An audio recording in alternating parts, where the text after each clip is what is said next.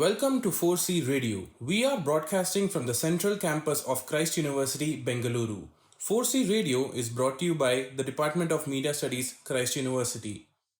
For all those who are looking for a platform that focuses on communities, commons, climate, and communication, this is the place to be. What's more, this station is run by a diverse community of students and dedicated faculty members.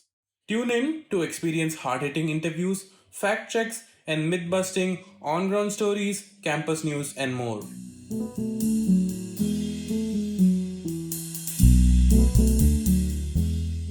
This is the third episode in the 4-part series that 4C Radio is bringing out in the collaboration with SEEDS, Sustainable Environment and Ecological Development Society, an organization based in Delhi that has been working for over 30 years towards protecting lives and livelihoods in the wake of climate change, natural hazards, and human-made disasters. In this 4-part series, Prachi Pingle traveled to different pockets of New Delhi, capital of our nation, and spoke to people living in different conditions battling extreme heat, floods, and loss of livelihood due to worsening climate change. In the second episode, we heard from migrants who live near River Yamuna and face several challenges related to floods. This episode focuses on the river herself. A farmer who has lived by the river for almost 50 years told Prachi the changes he has observed over the years and what can be done to restore Yamuna's glory and also help people who live by her side.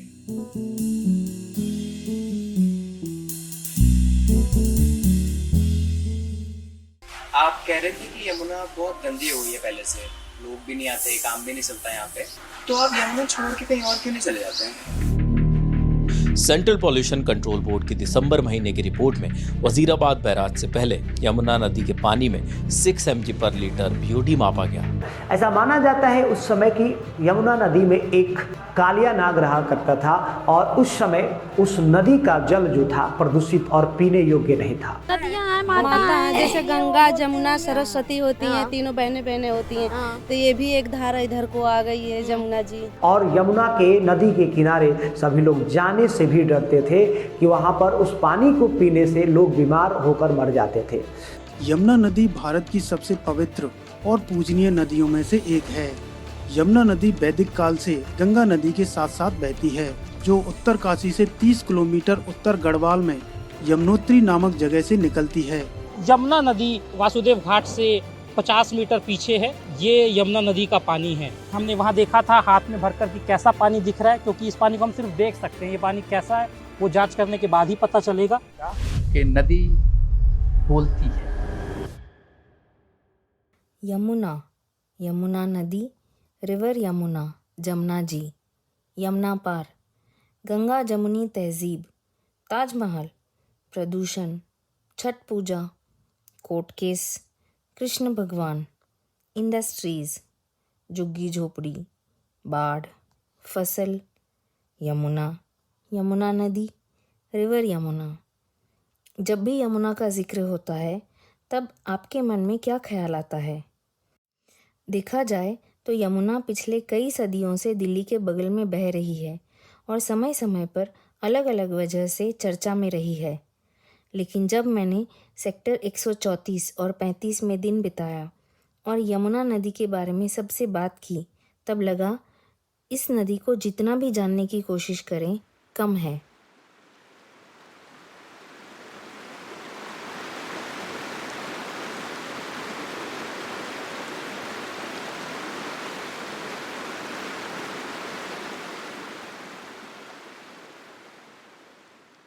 हम मिले रामबली पासवान जी से। वे यहाँ 1970 के दशक में आए। 76-77 में इस पार आया था, यहाँ बजीतपुर के जंगल में। अच्छा। तो जब से हमारा पैसा ही खेती ये करना, इसी में मरते गिरते पड़ा रहता हूँ, अपना करते रहता हूँ। अच्छा, आप खेती कर रहे हैं पहले हाँ। से? और कोई काम करते हैं? और कोई काम नहीं, न कंपनी सब में हम लोग तो करते नहीं, खेती करते रहते जिंदगी भर। आपके परिवार में कौन कौन है? परिवार में 2 बहुएं हैं और हमारी वाइफ जो थी अभी गुजर गई 2 महीना पहले। दोनों बेटा है, एक पर 2 लड़के हैं, एक ये है। इसी तरह है, मतलब हमारे आने से पहले लोग थे, लेकिन कम लोग रहते थे उस समय। हम लोग पहले जो लगाते थे यहाँ पे खरबूजा लगाते थे, खरबूजा। तो हम लोग को रेतीली जमीन चाहिए थी उसके लिए। जैसे रेत की जमीन होती है ना, नीचे पक्की मिट्टी ऊपर रेत हो, उसमें हम लोग आए थे। तो पहले इस जंगल में हम ही लोग आए थे, यहाँ पर गाजीपुर के हम लोग हैं, बनारस के आसपास गया था यूपी में गाजीपुर वहाँ पे। तो हमारे यहाँ का पैसा है खरबूजे ज़्यादातर हम लोग लगाते हैं जाकर इधर उधर जंगल से। तो जब से हम लोग आए इसी तरह लगाते रहे जगह, तो हम लोग जब से देख रहे हैं। 74 में लालपुर आए थे, फिर 76 2 साल वहाँ रहे, फिर उसके बाद में 77 में यहाँ आ गए, 78 में कुश्ता बने हमारा बजीतपुर। तो आप ना हमेशा से घूम घूम के हाँ, घूम किराए किराए पे हम लोग सब देखे हुए ना, यहाँ देखे हुए, वहाँ किराए पर जमीन लेते थे जगह जगह, कभी इस गाँव में कभी उस गाँव में, कभी वहाँ आगे चाहे बजीतपुर के पास में मिल गई। तो इस तरह का अनुभव हमारे को अनुभव का देख रखे मेरे आँख के सामने सब गुजरा हुआ, जो चीज़ है तो दिखाई पड़ता ही है ना सोचने को। दिन भले भी कितना हो जाए, लेकिन भाई जो जैसा जैसा बदलाव हो तो देखने को मिलता ही नहीं। पहले यहाँ भी इस जंगल में भी न रोड थी न सड़क थी, आज न सड़क है, इतना इतना रेत फंसता था, बीच में जाना, यहाँ से बजीपुर जाना महंगा पड़ जाता था। बोगी चलती थी पहले, बोगी चलती जो भैंसा होता है ना चलाता है पीछे, वो चलती थी। तो उस पर हम लोग खरबूजे लाद कर यहाँ से एक गाड़ी या साइकिल नहीं चल जाती थी वहाँ तक बजीपुर। साइकिल भी रखना है मुझसे से पैदल जाना ना पड़ता। इतना रेत था इसमें। अब सब दब दुब कर जो है जोते बोते ऐसे सुधर के दब गया नहीं, नीचे है रेत। इसकी मिट्टी में नीचे रहती है। नीचे रहती। और तब से यमुना नदी की जर्नी, उसका बहाव और उसमें आए हुए बदलाव खुद अपनी आंखों से देख रहे हैं। लंगड़ी जो गांव है हाँ वहाँ से बहती थी, हाँ और उसी तरह होते हुए एक बार तो बीच में से ऐसे कटी साइड को गई यमुना नदी यहाँ से।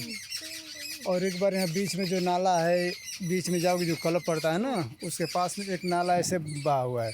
तो खेड़ा होते हुए एक यमुना निकली थी हमारे सामने, करीबन 78 के लगभग में, सन 78 में निकली थी वहाँ पर। फिर उसी के लगभग एक बार जो है यमुना पहले लंगड़ी से आती थी, फिर इस साइड से हो गई सरदारों के वहाँ से। अच्छा, तो उस तरह से यमुना फिर परली ओर चली गई वो। तो मतलब ये आप थे बोल पहले रहे हो कि गांव, उसका टर्न चेंज हो गया। हाँ हाँ, पहले गांव के आसपास से जो पुश्ता बना है ना, पुश्ते के जड़ में ठोकर बनी हुई आपको दिखाई पड़ेगी वहाँ पर अच्छा नीचे। हाँ तो उस ठोकर जो यमुना कहीं बंधी हुई थी वहाँ पर, तो ऐसे होकर ऐसे कट कर ऐसे जाती थी। एक बार वहाँ से यमुना उस तरह हुई, और फिर यहाँ से बीच में से एक धारा ऐसे गया था, खेड़ा होते हुए बीच में कर निकली थी। जो झील का निशान है अभी मुंशी के घर के आसपास में जो गया हुआ है झील, वहीं का यमुना बहती थी। बाद में फिर इस तरह से हो गई। अच्छा बाद में तो हुई है, बहुत बाद में। अच्छा ये एक बार गांधी फिल्म बनी थी ना, हाँ तो गांधी फिल्म की जब शूटिंग हो रही थी जमुना पार में, तो जब भी कटाव जो कर इस तरह आया था, उस साइड में हुई। तो बहुत पुरानी बात है। हाँ, तो मैं बता रहा हूँ 78 के लगभग की बात है, 78 79 80 ऐसे कुछ है। करेक्ट। आपने देखी थी शूटिंग? हाँ, हम लोग गए थे, देखे थे वहाँ पर, टोचन वोचन मिलता था सब। तो पता ना उस समय बहुत कम मजदूरी थी ना, 5 रुपये या ऐसे कुछ थी। पहले तो 3 रुपये थी 74 76 में, 3 4 5 रुपये ऐसे ही मजदूरी थी एक आदमी का। 150 रुपये महीना था कंपनी में काम करने वाले आदमी का। अच्छा। यमुना नदी का इतिहास काफ़ी इंटरेस्टिंग है, बहुत रोचक है। ये हमेशा से दिल्ली के बाहर नहीं थी। सीड्स के डायरेक्टर अंशु शर्मा हमें बताते हैं यमुना नदी का 20वीं सदी का इतिहास। जमुना जी की कहानी बड़ी पुरानी है। कहा जाता है दिल्ली शहर कई बार बसा, लेकिन हम में से जो लोग आज इससे वाकिफ़ हैं, कम से कम पुरानी और नई दिल्ली को तो जानते ही हैं। पुरानी दिल्ली में अगर लाल किले के नज़दीक जाएं, तो बताया जाता है कि नदी बिल्कुल किले के पास से बहती थी और ऊपर खड़े होकर उसे देखा जा सकता था। लेकिन जब एडविन लुटियन साहब ने नई दिल्ली की योजना बनाई, तो उन्होंने नदी के बजाय रायसीना हिल को केंद्र बनाना चुना। And therefore, the city almost turned its back to the river. And the center was what is today known as the President's House, और राष्ट्रपति भवन। अब जब शहर ने नदी से अपना मुंह मोड़ लिया, तो नदी एक तरह से बैकयार्ड बन गई, और उसमें सब तरह की बैकयार्ड वाली एक्टिविटीज़ शुरू हो गई। शहर जैसे जैसे बढ़ा, करीब 1.5 दर्जन बड़े नाले और करीब 3 दर्जन से ऊपर छोटे नाले पूरे शहर का गंदा सामान मल पानी के ज़रिए नदी में ले जाने लगे। इसमें से काफ़ी ज़्यादा आज तक भी अनट्रीटेड जाता है और यही कारण है कि जब नदी दिल्ली में प्रवेश करती है नॉर्थ में, तो उसका पानी काफ़ी साफ़ होता है। अगर वहाँ के घाट पर जाके देखें तो नीचे कंकड़ नज़र आते हैं। लेकिन नीचे आते-आते जब तक वो 25 किलोमीटर का सफ़र तय करने के बाद दिल्ली शहर से निकलती है, तो नदी का पानी इतना गंदा हो चुका होता है कि उसमें से बदबू आती है और लोग उसमें घुसने में भी डरते हैं। पासवान जी को नदी के बहाव में कैसे बदलाव कब आए, ये अच्छी तरह से याद है। आपको लगता है कि बाढ़ ज्यादा आ रही है, अब हम बारिश देख ज्यादा रहे हो हैं रही है? जमुना का फिलहाल अब छठ उठ का पूजा होता है ना, तो अब की तो पानी बहुत सही था, जमुना का साफ सुथरा पानी था, क्योंकि छठ पूजा हम लोग करते हैं यहाँ पर, तो पानी में सही था। और बाढ़ पहले भी आती थी इस तरह से। तो पहले जो धारा जो थे गेझा जो गांव है ना, ये 93 सेक्टर जो बना हुआ है, जो हाईवे है, आधा पानी तो हाईवे के पास में गुजरता था जमुना का, और बजीतपुर गांव जो डूब जाता था, वहाँ प्याज अनाज उनाज किसानों का सड़ जाता था। हमारे सामने पहले झोपड़ी उपड़ी बनी हुई थी, हटे उधर चलना, तो पहले पक्का का मकान बहुत कम था बजीतपुर में, मुश्किल से 2-4% मान लो, 95% जो कच्चा ही था उस गांव में, सब डूब जाता था। और उसके बाद में जमुना जो कुछ तो वहाँ जाती थी हाईवे कर होकर, और कुछ ये जो बीच वाली जमुना यहाँ गए थे, कुछ ददेसिया जो है ना, ददेसिया से परलियोड़ एक धारा वहाँ से चलती थी। तो ये 78 में पुस्ता बना, ये वाला पुस्ता और जमुना पार वाला दोनों। हाँ, तब से वो मतलब उसका फ्लो चेंज हो गया। हाँ, तब से जो है जमुना का धारा जो बीच में हो गई, अच्छा, उनमें से पानी बच गया, ददेसिया से पानी बच गया, बीच में कर तो जाती जमुना। लोग तो ऐसे बोलते हैं कि जब बारिश होती है तो नदी अपने पहले वाले धारा में ही बहती है, ऐसे होता है? अब भाई नदी पहले वाली धारा में नदी का रोक लग गया ना, जगह जगह वहाँ पुस्ता बन गया, वहाँ रोक लग गया, ठोकर लग गई, हाँ, तो उस धारा में भी जाकर भी हट जाती है जमुना, कहीं अचानक कटाव कर देती है, नहीं तो नदी तो इसी धारा में बहती, कभी इधर जाएगी। लेकिन अब फिलहाल यहीं से बह रही कई साल से। अच्छा। पोल्यूशन के अलावा ये कहानी बाढ़ से भी जुड़ती है, क्योंकि पहले नदी मियांडर करती थी, अपना रास्ता हल्का फुल्का बदलती थी और ये पूरा नदी का पार्ट माना जाता था। लेकिन धीरे धीरे पुश्ते बने and there was a series of 7 embankments that was built to protect both east and west parts of the city from this river's flood. ये पुश्ते कभी कभी ब्रीच भी हुए। सन 77-78 की बात होती है, बड़ी बाढ़ आई, there was a breach of an embankment, Model Town और कई इलाकों में पानी काफ़ी बुरी तरह से भरा। लेकिन पुश्ते इतने मजबूत होते चले गए कि आज शायद महसूस भी ना हो, लेकिन जब आप रिंग रोड से चलते हैं, महारानी बाग से ITO होते हुए ISBT जाते हैं, तो जो रिंग रोड है वो एक बहुत बड़े पुश्ते के ऊपर बनी हुई है। और इसी तरह से दूसरी तरफ नोएडा से मयूर विहार और शाहदरा की तरफ जाते हुए जो सड़क है वो भी एक बहुत बड़े पुश्ते पर बनी हुई है। So the river is basically restricted now between these two embankments, and because there are so many bridges, more than 20 bridges in this stretch, and the construction that goes on also hampers the flow of the river. इसको एक कारण भी माना गया था जो पिछले 4-5 साल में 2 दफ़ा बड़ी बाढ़ आई है उसके पीछे। जैसे अंशु ने कहा, यमुना नदी का प्रदूषण कई सालों पहले शुरू हुआ। पासवान जी पिछले 50 सालों से यहाँ खेती कर रहे हैं। जाहिर है कि लगातार दूषित पानी यमुना में बहने से उनकी खेती पर भी असर पड़ता है। फसल खराब हो जाती तो फिर भी हम लोग फसलें लगाते हैं ना, खराब हो जाती है तो क्या कर, लगाते हैं अपने घर से पैसे से लगाते हैं। फिर इसमें जो है करीबन 70-80 हज़ार रुपये बर्बाद हो गया। एक बार फसल बताता हूँ तो 15-20 हज़ार रुपये नुकसान हो जाता है एक बार में। हाँ, एक बार कई बीघे है ना, हाँ, तो एक बार में 15-20 हज़ार रुपये नुकसान हो जाता है। 3-3 बार 4-4 बार हमको बदलना पड़ा, कि जब जगह अब भी कमजोरी सा है। ये कितना है आपका एरिया?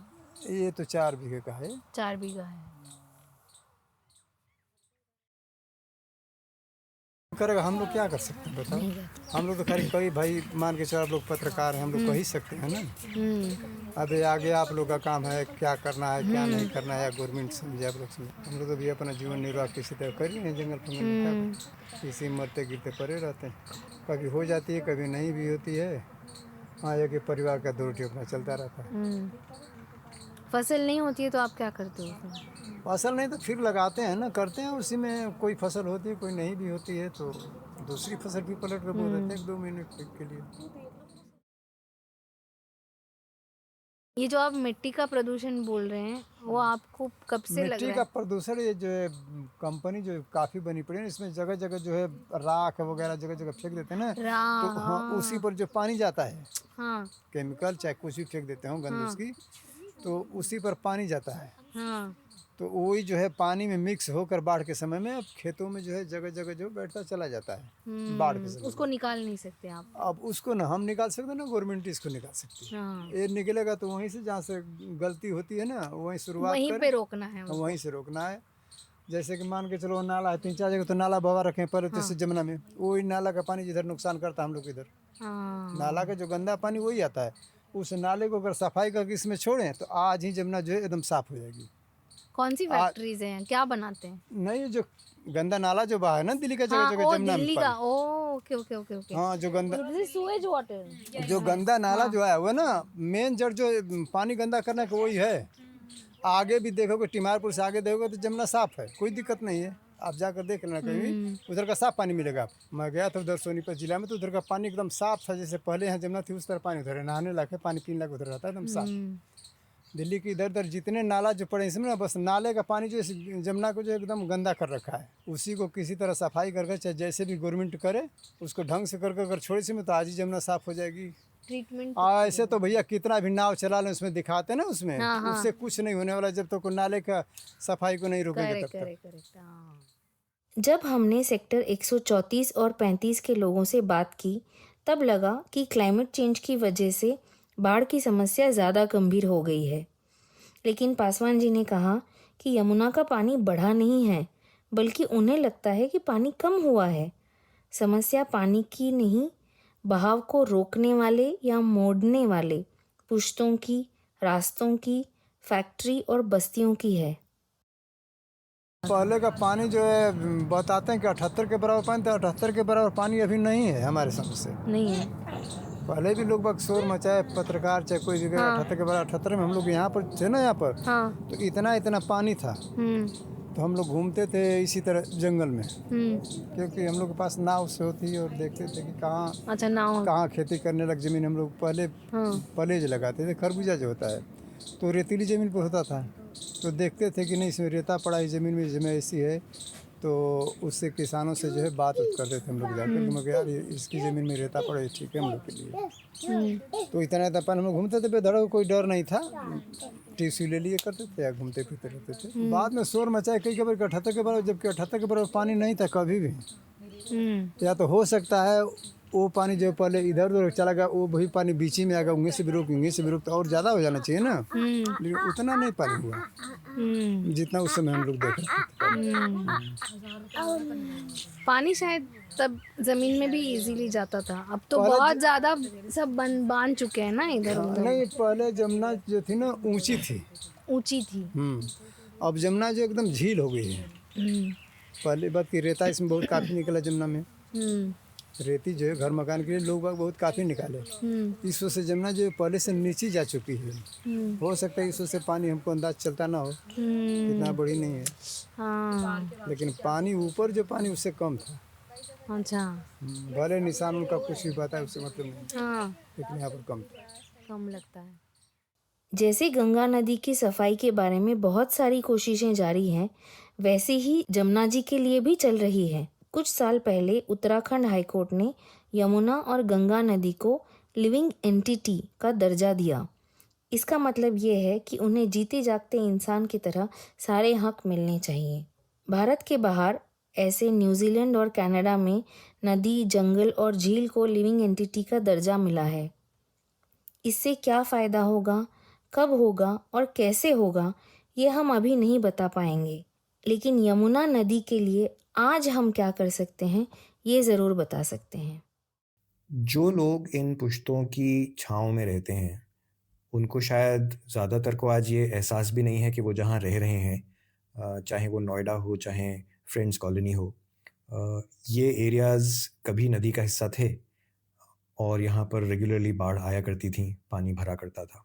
नदी को हमने बांध तो लिया, लेकिन एक दिन तो वापस वो बदला लेगी और वो इस तरह से लेगी कि अभी भी जिन समयों पर नदी का पानी ऑलरेडी ऊंचा चल रहा होता है, अगर उत्तराखंड और हिमाचल की बाढ़ होती है, वहाँ भारी बारिश आई होती है और वो पानी जब तक नीचे नीचे आता है और दिल्ली में यमुना, जिसको खतरे का निशान हम बोलते हैं, उसके लगभग आसपास या उससे ऊपर चल रही होती है, उस समय अगर दिल्ली के क्षेत्र में बारिश हो जाए तो हमारे जो नाले हैं वो उस पानी को नदी के अंदर नहीं ले जा सकते, क्योंकि नदी का स्तर पहले ही नालों से ऊपर होता है और ऐसी स्थिति होती है जब दिल्ली में खतरा बढ़ता है।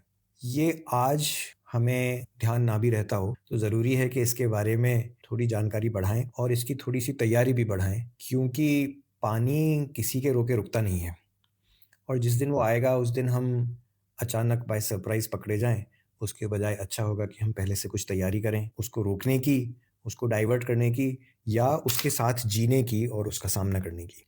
इसी के लिए हम बात करते हैं प्रिपेयर्डनेस की, अवेयरनेस की, चाहे वो बाढ़ के साथ जीने के लिए हो या वो प्रदूषण को कम करने के लिए या गर्मी को झेलने के लिए। इन सभी रेजिलियंस की बातों में कहीं ना कहीं पीछे जाके पानी, वातावरण, पेड़ और हमारी अपनी एक्टिविटीज़ जुड़ते हैं।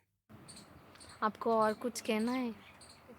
अब हम लोग को क्या करना, अगर जमुना की सफाई कर दें तो और ही बढ़िया है, खूब फर्स्ट क्लास का हो जाएगा दरिया में, जगह जगह पक्का घाट बना दें, नहाने लायक खूब सफाई कर दें, उस गंदे पानी को जो रोक दें जो दिल्ली का पानी आ रहा है। कहने को तो बुरा लगेगा दिल्ली वालों को ना इस चीज़ का कि क्यों कर रहे हैं, ऐसा कुछ बात नहीं। मौके पर जो है ना, जहाँ पानी आता है इसमें, वहाँ अगर सफाई कर गवर्नमेंट छोड़े ना तो हर मामला इसका सही है। और बीच में नाव चलाने से कहीं कुछ नहीं होगा, खूब नाव चलाने करोड़ों कितने रुपये खर्चा कर लें, उससे कुछ नहीं होगा जब तक ये पानी जो है साफ करके इसमें नहीं छोड़ देगा तब तक। करेक्ट। यमुना नदी, रिवर यमुना या जमुना जी ने हमें अनगिनत खुशियाँ, पानी, फसलें, जीने के साधन दिए हैं और कई सारी कहानियाँ और गीत भी दिए हैं। अगर नदियाँ, जंगल और समुंदर बचे तो हमारे और हमारे बच्चों के आने वाले दिन ठीक ठाक गुजरेंगे।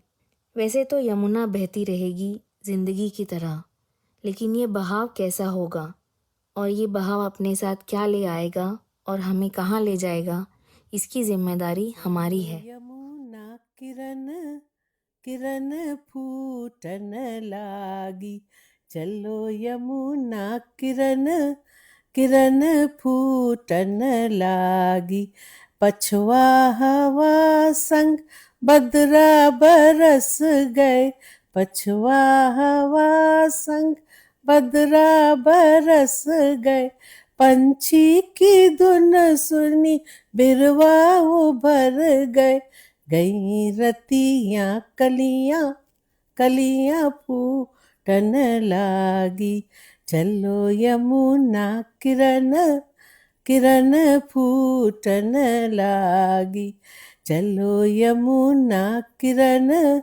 किरण फूटन लागी, कान्हा ने आके कीनी ठिठोलियाँ, कान्हा ने आके कीनी ठिठोलियाँ, कैसे चलूं री गुइया रोके डगरिया, कैसे चलूं री गुइया रोके डगरिया, देखत ही अखियाँ अखियाँ लागन लागी, चलो यमुना किरण किरण फूटन लागी, चलो यमुना किरण किरण फूटन लागी।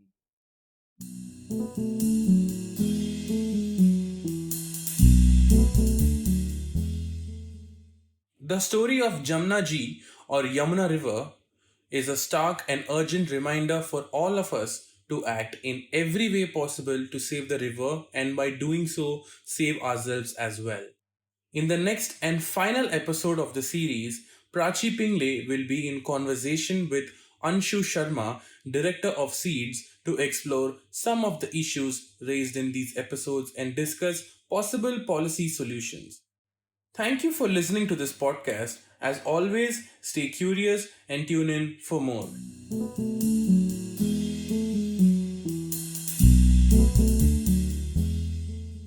This episode was hosted and edited by Aditya Srinivas, reportage by Prachi Pingle, and illustrated by Varnika Singh. Signature tune composed by Dr. Anantu.